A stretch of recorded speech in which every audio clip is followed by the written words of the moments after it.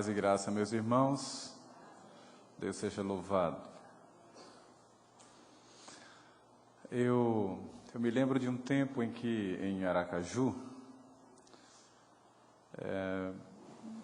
eu cheguei do seminário e eu ouvi na igreja o povo cantando um corinho, dizendo que era um corinho indígena. E cantava mais ou menos assim: o ca, o que, o que, o patatá, patati, patô. O ca, o que, o que, o patatá, patati, patô. Era mais ou menos assim. Eu digo, mas espera aí, indígena? Eu acho que eu estou conhecendo alguma coisa. Eu fui me familiarizar. Ensinaram esse cântico sem dar a devida instrução. Na verdade, é um cântico em grego. Não é indígena, é grego. E não é o que, patati, patati. É uma forma transliterada e equivocada de cantar. Que, na verdade, seria o hairete em kyrios, pantoté, pantati, pantos, que é dar graças a Deus por tudo. E a pessoa canta sem saber o que está cantando. São palavras que às vezes são transliteradas da língua original para o português. E a gente canta às vezes sem saber o que está cantando. Essa canção que acabamos de cantar, dá para colocar de novo aqui, filho? Eu já falei uma vez, vamos ver se a gente conserta agora. Pelo menos isso. Ó Deus, Tu és o meu Deus forte. E aí nós falamos vários nomes de Deus em uma outra língua, em hebraico. Pode ir baixando. Hã? Tem como corrigir, né? Direto aí na...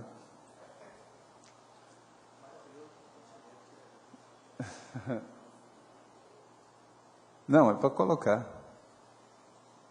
Isso. Aí, Jeová Rafá, meu Senhor, que cura toda dor. Né? Lá mais na frente. Mais na frente. Isso. Jeová Rafá, meu Senhor, que cura toda dor. Tissekenu Yavé, minha justiça é. Não existe a palavra Tissekenu. Inexiste. A gente está pronunciando algo que não faz o menor sentido na língua original. Uma letra pode fazer toda a diferença numa palavra com uma língua morta, que é a língua hebraica. Zdekenu e não Tissekenu. É como se a gente colocasse um D ali. O correto seria cantar, se tirasse aquele T, colocasse o S, depois um D, Zdekenu. Aí sim, a transliteração ficaria próxima do que representa a palavra no hebraico. Então, a gente pronunciando Zdekenu Yavé, a gente está mais correto do que... Tissekenu não existe. A gente está cantando algo que não existe. Tem como corrigir? Só depois, né? Então, corrija. E depois Charles vai cantar direitinho com o povo. Viu, Charles? Zdekenu. E não Tissekenu. Vários cantam assim, mas isso vai ser corrigido aos poucos. Nesta manhã, eu quero lhes falar sobre a experiência do apóstolo Paulo em Atenas. E aqui vai o texto de Atos, capítulo 17. Lembrem-se que é Zdekenu. Eu vou falar umas 10 vezes durante o culto, para ver se no final a gente canta certo.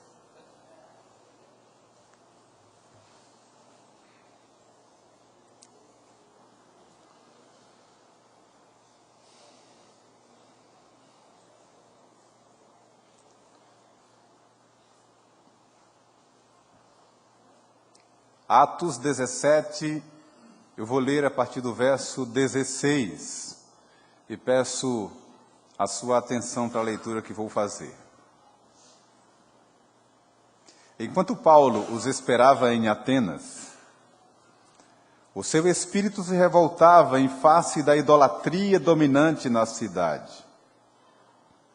Por isso dissertava na sinagoga entre os judeus e os gentios piedosos, também na praça todos os dias, entre os que se encontravam ali. E alguns dos filósofos epicureus e estoicos contendiam com ele, havendo quem perguntasse: que quer dizer esse tagarela? E outros: parece pregador de estranhos deuses, pois pregava a Jesus e a ressurreição. Então, tomando-o consigo, o levaram ao Areópago, dizendo: podemos saber que nova doutrina é essa que ensinas? Posto que nos trazes aos ouvidos coisas estranhas, queremos saber o que vem a ser isso. Pois todos os de Atenas e os estrangeiros residentes de outra coisa não cuidavam senão dizer ou ouvir as últimas novidades. Então Paulo, levantando-se no meio do Areópago, disse: senhores atenienses, em tudo vos vejo acentuadamente religiosos. Porque passando e observando os objetos de vosso culto, encontrei também um altar no qual está inscrito: ao Deus desconhecido. Pois esse que adorais sem conhecer é precisamente aquele que eu vos anuncio. O Deus que fez o mundo e tudo o que nele existe, sendo ele Senhor do céu e da terra, não habita em santuários feitos por mãos humanas, nem é servido por mãos humanas como se de alguma coisa precisasse, pois ele mesmo é quem a todos dá vida, respiração e tudo mais. De um só fez toda a raça humana para habitar sobre toda a face da terra, havendo fixado os tempos previamente estabelecidos e os limites da sua habitação. Para buscarem a Deus, se porventura, tateando-o, possam achar, bem que não está longe de cada um de nós. Pois nele vivemos, e nos movemos, e existimos. Como alguns dos vossos poetas têm dito, porque dele também somos geração. Sendo, pois, geração de Deus, não devemos pensar que a divindade é semelhante ao ouro, à prata ou à pedra, trabalhados pela arte e imaginação do homem. Ora, não levou Deus em conta os tempos da ignorância.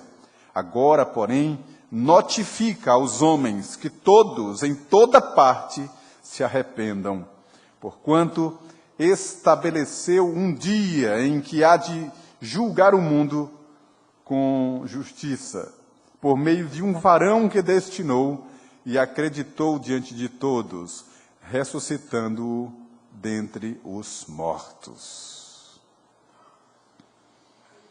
Que passagem aguda, não é? Preciosa, rica, e que nos deixa em suspense, até mesmo o que vamos ouvir. Eu quero lhes falar nesta manhã sobre a nova doutrina que Paulo ensinava. Quero lhes falar sobre uma palavra estranha que chegava aos ouvidos daquela gente.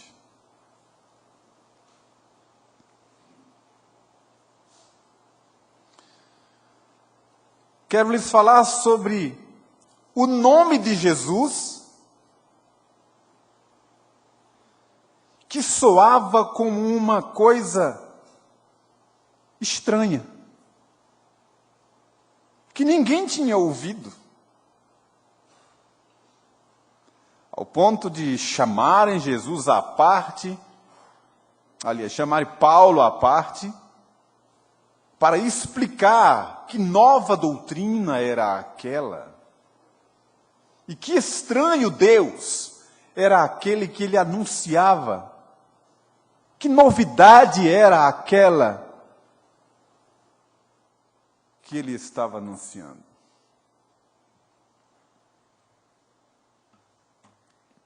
Nós estamos em 2011.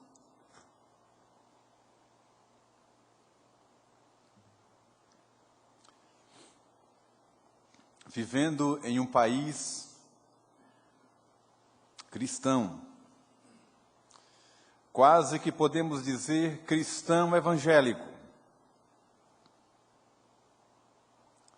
pelo número multiplicado, potencializado de evangélicos em nossa nação. As estatísticas se multiplicam, se modificam todo ano.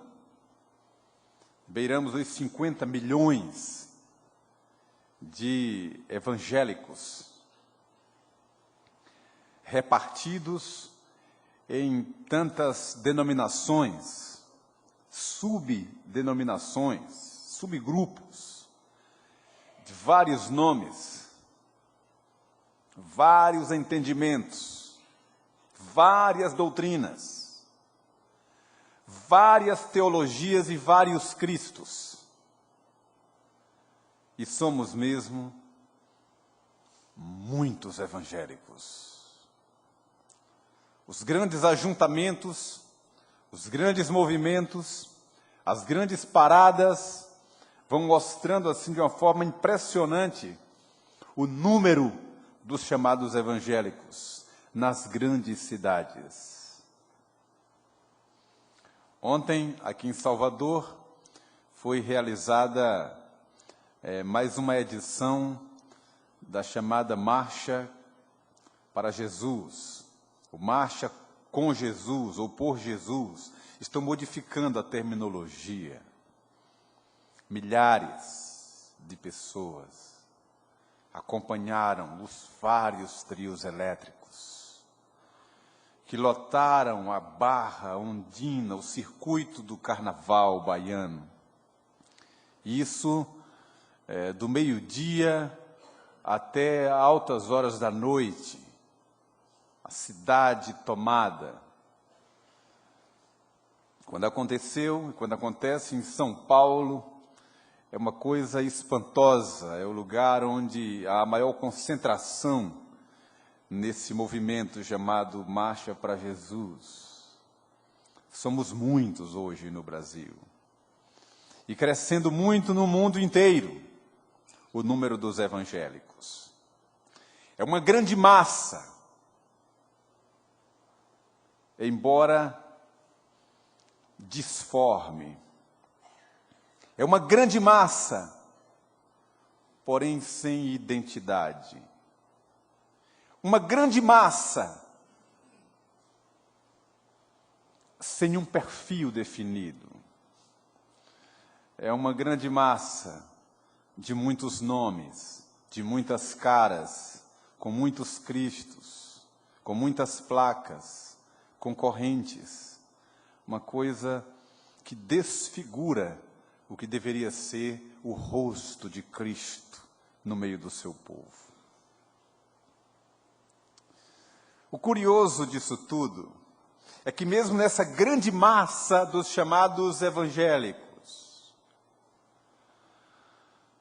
há uma miscigenação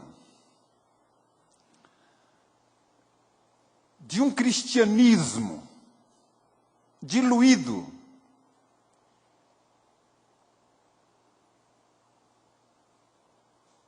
onde há espaço para todos e para tudo.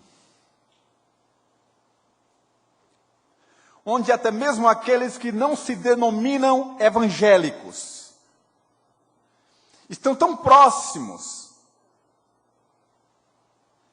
que não há uma marca divisória, não há um termo, um limite que identifique quem é quem dessa grande massa cristã, nesse grande país cristão, onde católicos são evangélicos e espíritas são tão evangélicos quanto os evangélicos. Declamam, professam, declaram crer na mesma coisa. Em grandes debates, as diferenças na linguagem são muito pequenas. São sutis demais. O discurso entre eles vão se familiarizando, falam do mesmo Cristo e falam da mesma cruz. Atribuem até mesmo o sangue da aliança numa linguagem, entre aspas, evangélica. Há uma espiritualidade difundida ou difusa, como usei a linguagem, diluída numa população cristã, que não marca mais quem é quem. Conversamos com uma pessoa que está ali falando do amor de Deus, da beleza, da grandeza, do esplendor, da majestade, da glória de Deus, da palavra de Deus, dos efeitos da graça de Deus, uma linguagem bíblica, teológica, espiritual, devocional. E nós então nos empolgamos com aquilo, saudamos como irmão, como irmã. E perguntamos a que igreja a pessoa pertence, e ela diz: a nenhuma.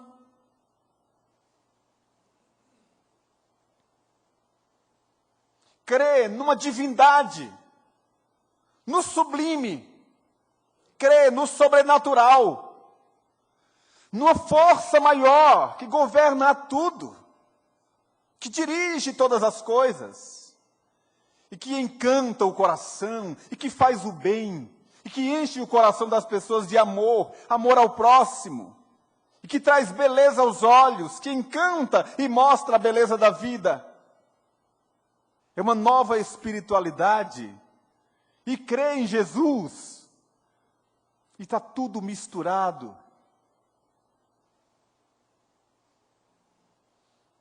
Eu já falei uma vez aqui, talvez mais de uma vez,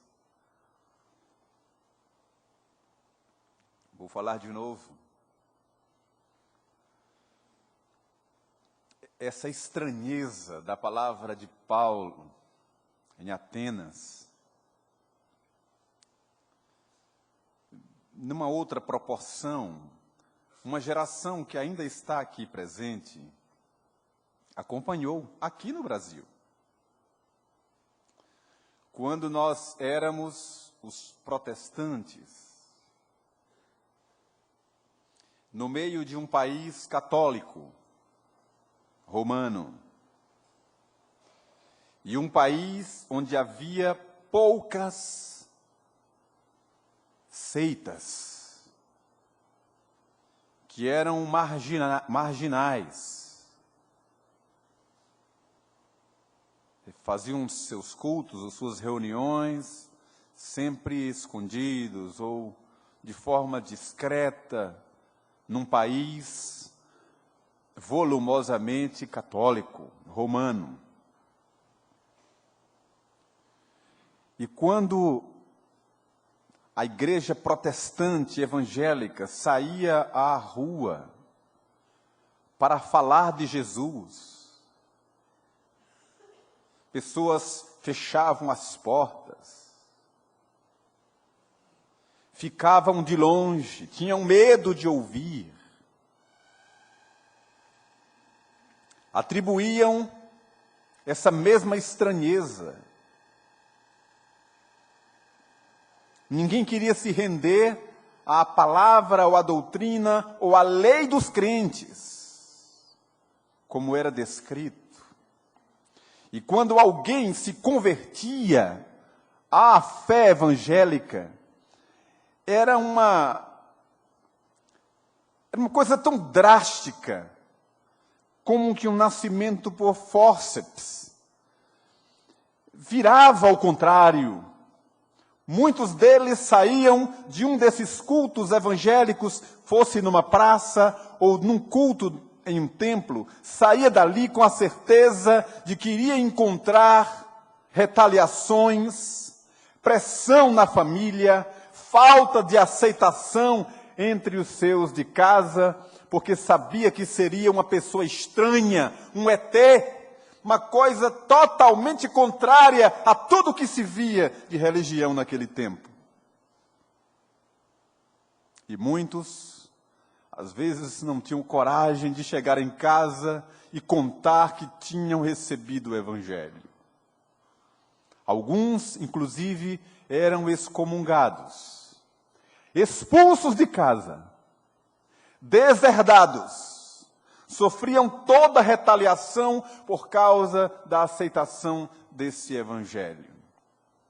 Quantas pedradas de verdade muitos evangelistas, crentes, receberam em praça pública.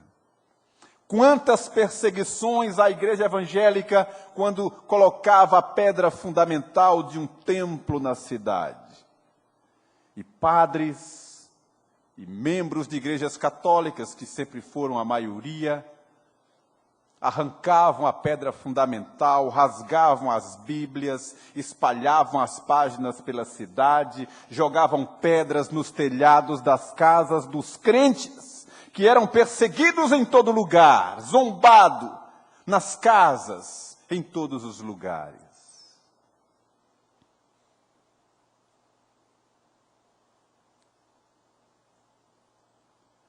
Havia uma distância entre um discurso e outro. E, igualmente, uma distância enorme entre um comportamento e outro. Ao ponto de acontecer muitas vezes de alguém chegar para outrem e dizer assim, perguntar, você é crente, não é? E a pessoa dizer, sou. Como é que você sabe? Porque é diferente. Havia uma diferença. Havia uma distância. Havia uma marca. Tinha algo estranho.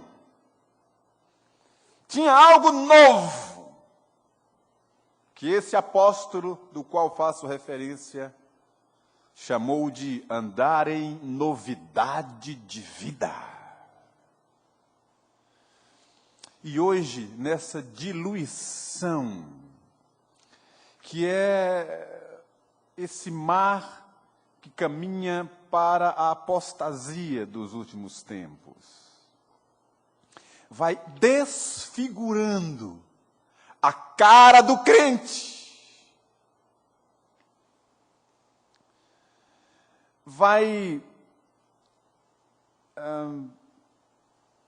diluindo a essência, o gosto do verdadeiro cristianismo, que é muito mais do que uma religião, do que um credo, do que uma forma de culto, do que uma doutrina. É um estilo de vida, que é a marca de Deus. Eu conversava ontem com 2 irmãos queridos, aqui na igreja, sobre evangelização, que é a missão da igreja. Se há uma marca definida do que a igreja deve fazer, qual a sua missão, a palavra é esta: Evangelizar. Tornar conhecido o nome de Jesus. Não há outra razão de ser. A doutrina que a igreja recebe é para seu conhecimento, para a transmissão do Evangelho. A reunião de culto que a igreja participa, como agora nesta manhã, é para fortalecimento, para congraçamento, é para nos alimentarmos espiritualmente, para a evangelização. A igreja existe para evangelizar. E o que eu conversava ontem com esses irmãos era o seguinte: veja em que pé nós estamos. Como vamos evangelizar aqueles que já se julgam evangelizados? Como vamos falar de Jesus a uma sociedade que já está saturada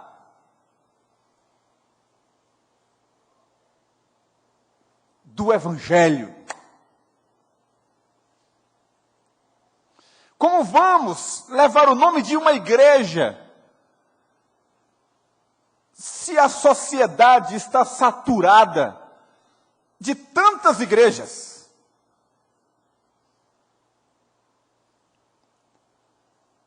Eu fui fazer uma visita a um hospital, uma região aqui da cidade,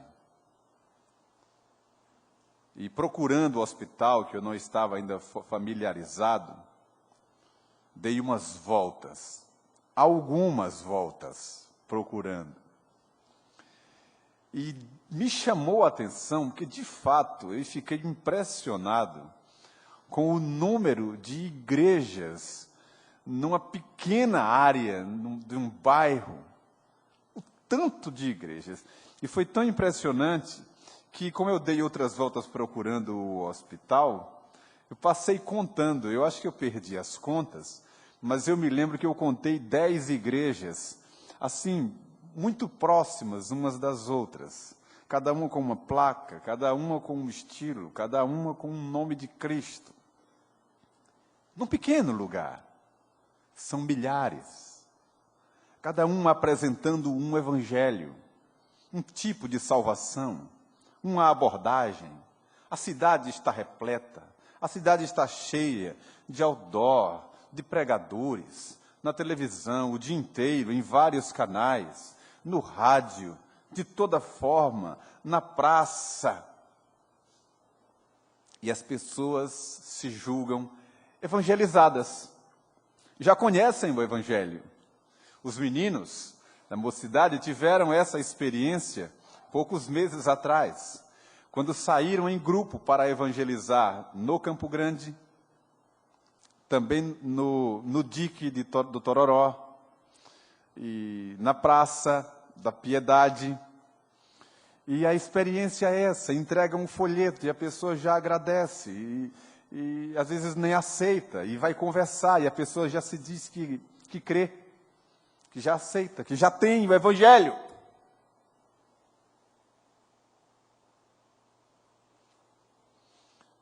São as raias da apostasia. Eu vou comentar isso e vou caminhar para o fim da mensagem, tomando aqui a palavra do apóstolo Paulo. Se você nunca ouviu, você ouviu uma vez eu falando, vai ouvir de novo. Quem sabe você ouvindo pela internet, talvez seja a primeira vez que você vai ouvir isso. A apostasia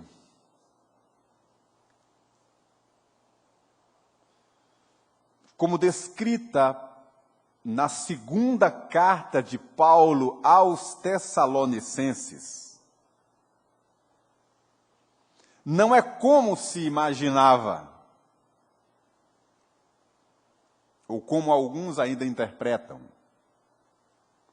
que no final dos tempos, quando Jesus estiver para voltar e buscar a sua igreja, encontraria igrejas fechadas,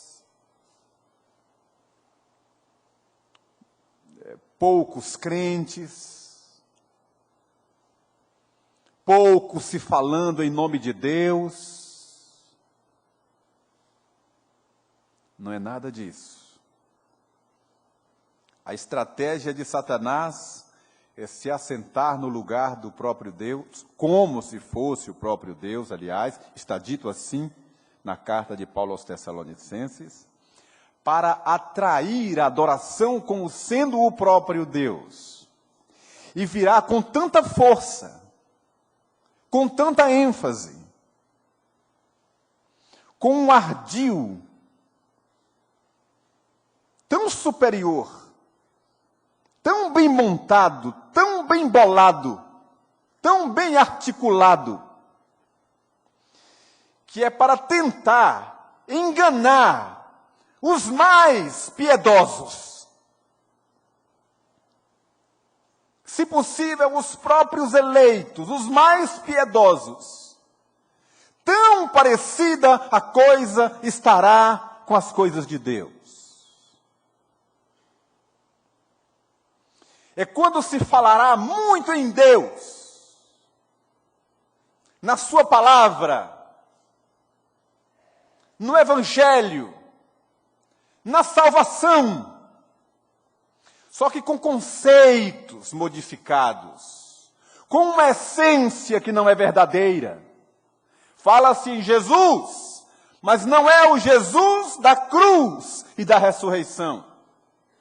Fala-se em vida com Deus, mas não em vida de renúncia com Deus.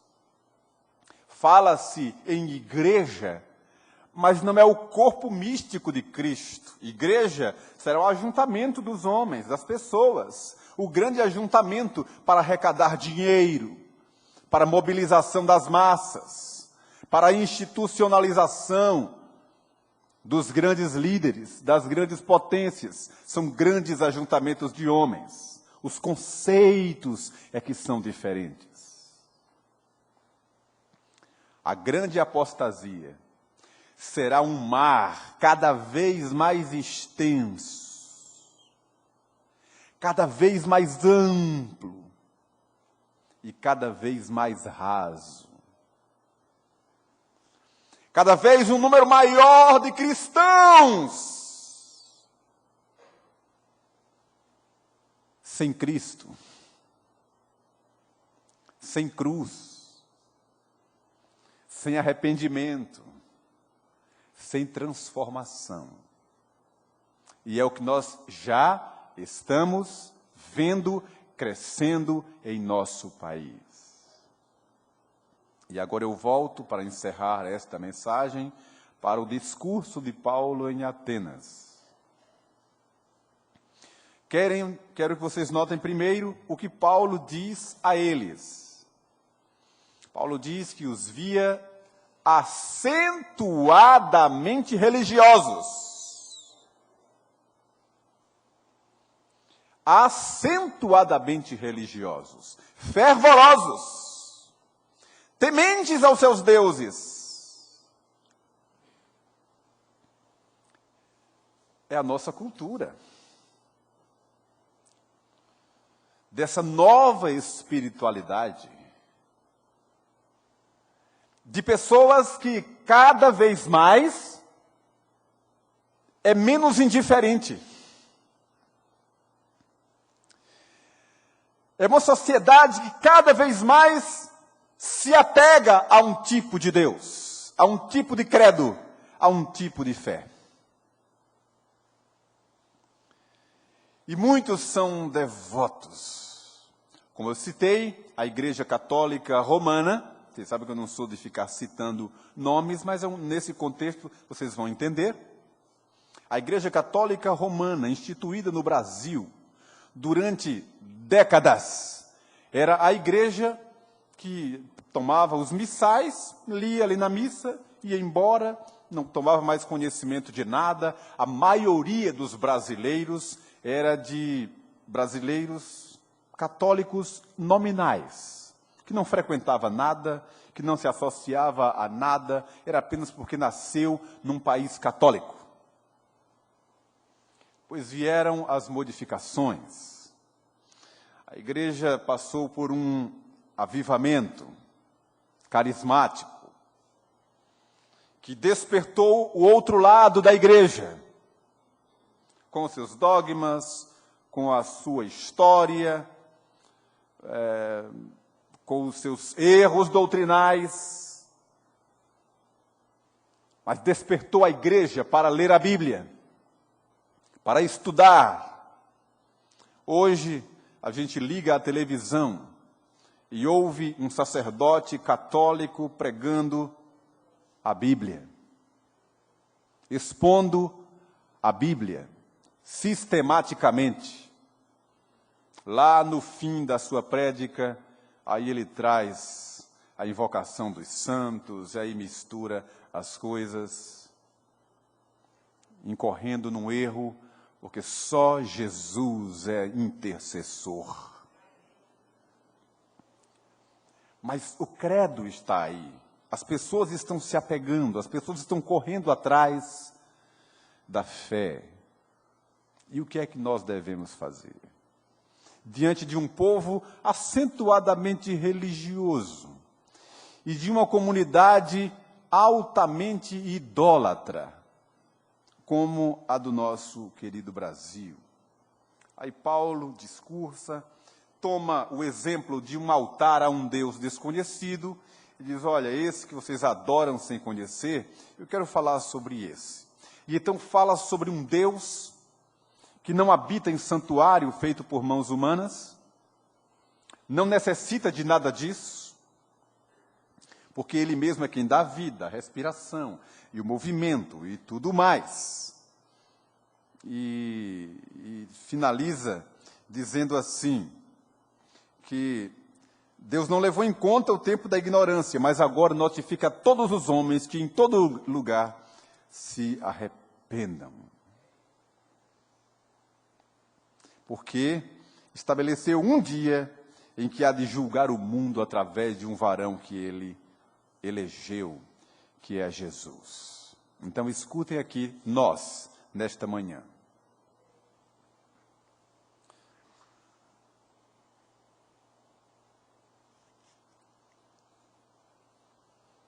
O Deus que Paulo levou para Atenas, naturalmente é o Deus que nós adoramos aqui nesta manhã. A salvação que Paulo apresentou aos atenienses é a mesma salvação que nós anunciamos na palavra, não temos dúvida nenhuma. O arrependimento que Paulo reclama aqui é a condição que Deus estabelece para todo homem chegar aos seus pés. Sempre foi, ainda é e sempre será. Agora, e a forma? Como é que nós vamos levar essa mensagem hoje a essas pessoas que se acham evangelizadas, conhecedoras da palavra, cientes da fé que têm? Como levarmos essa mensagem? Queridos, o mundo não precisa de dogma.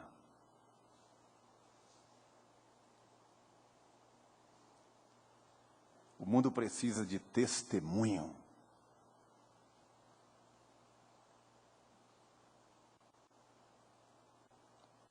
A estranha doutrina para hoje é uma vida diferente. E não palavras. O que a sociedade baiana e brasileira precisa ouvir é uma vida comprometida com Deus de verdade.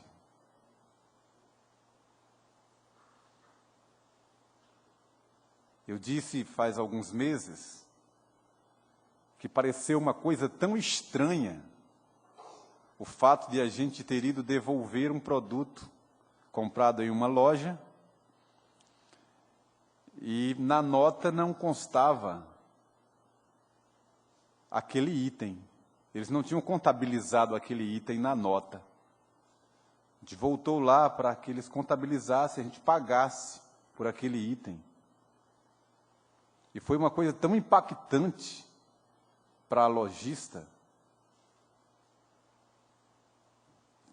Ficou olhando assim como se estivesse olhando para um ET, para uma coisa estranha. A sociedade não sabe mais o que é isso. E precisamos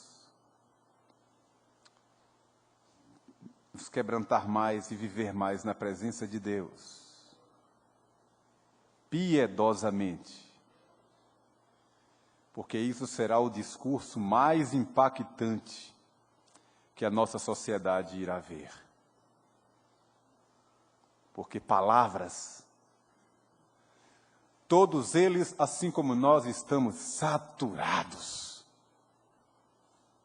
Inclusive, todas as palavras que eu disse nesta manhã, neste púlpito, não é novidade nenhuma para vocês. Mas o desafio de uma nova vida é sim, para mim e para você.